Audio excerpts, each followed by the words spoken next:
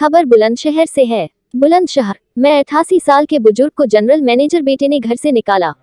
आज डीएम बुलंदशहर को आप बीती सुनाने पहुंचे थे 88 साल के बुजुर्ग की व्यथा जानकर डीएम ने दफ्तर के लैंडलाइन नंबर से किया बुजुर्ग के जनरल मैनेजर पुत्र से बात। डीएम ने कानून की याद दिलाते हुए बुजुर्ग के पुत्र से किया बुजुर्ग को साथ रखने का आग्रह। गेल इंडिया में जनरल मैनेजर पुत्र ने डीएम बुलंदशहर को दिया बुजुर्ग पिता को साथ ले जाने का भरोसा। ग्रेटर नोएडा में रहता है बुजुर्ग का बेटा। घर से निकाले जाने के बाद 88 साल के बुजुर्ग रहते हैं बुलंदशहर में छोटी बेटी के साथ। बुलंदशहर से ब्यूरो रिपोर्ट, हर खबर तो 24 न्यूज़।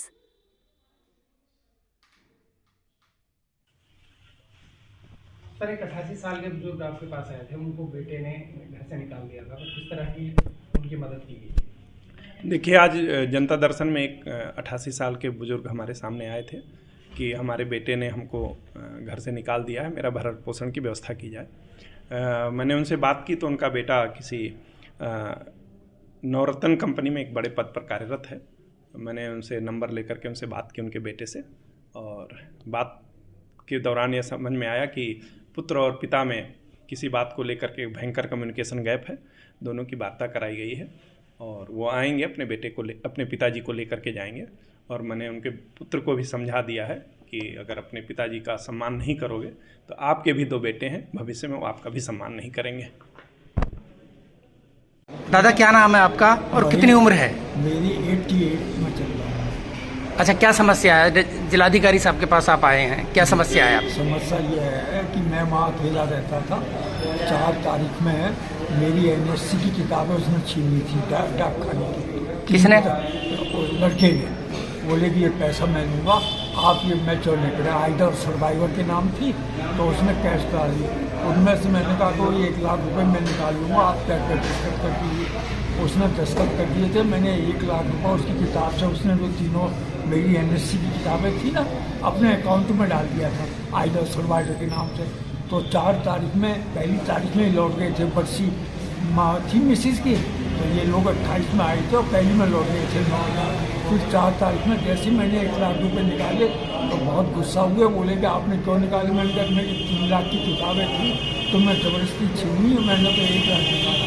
तो आते के हिसाब में चाटे मारे और जो अलमारी में जितना कैश था सब ले गए। और इनके पैसा कहने लगी अब मकान खाली कीजिए, आप उस मकान में बनाओगे। अच्छा, आप डीएम साहब के पास आए, आपके बेटे से डीएम साहब ने बात की, तो किस तरह की बातें हुई? हाँ, डीएम साहब ने कहा कि आप लड़के के पास जाके रहिए, हमारे वक्त नहीं। हाँ, तो आपके बेटे से डीएम साहब ने बात की? जी हाँ। तो आपकी भी बात कराई? हाँ। क्या बात हुई आपकी? तो कहने लगा कि आपको जब सामान से ले जाना हो तो मैं आ जाऊंगा, और आपने मतलब डीएम साहब से क्यों इस किस्से को बढ़ा रहे हैं? हाँ, मैंने कहा मैं तो नहीं बढ़ा रहा भाई, तुम चाबी ले गए, मुझको घर से निकाल दिया आपने, चाबी नहीं। अभी वापस बुलाने की बात कर रहे हैं वो? हाँ। बेटा आपका वापस बुलाने की बात कर रहे हैं? हाँ। क्या कह रहे हैं? कह रहे हैं कि आप आन के यहाँ एक दिन को आ जाओ, उनको ले जाओ समझा सुनी पर। हाँ। अच्छा, तो साथ रखने के लिए तैयार हैं कि नहीं है? नहीं, साथ रखने के लिए तैयार नहीं है। साथ दोनों का बिहेवियर, उनका उनकी मिसेस का बिहेवियर मेरे प्रति बहुत खराब। अच्छा। हाँ, चाय ना बना कर देना, खाना नहीं देना। हाँ, तो कब तक ऐसा रहूँगा मैं?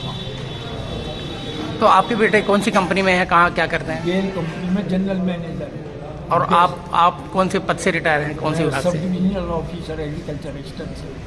अच्छा, एग्रीकल्चर एक्सटेंशन में थे? जी हाँ, sub divisional officer agriculture extension. तो डीएम साहब ने जो आज कार्रवाई की है, इससे कितने आप मुतमईन हैं, सेटिस्फाई हैं आप?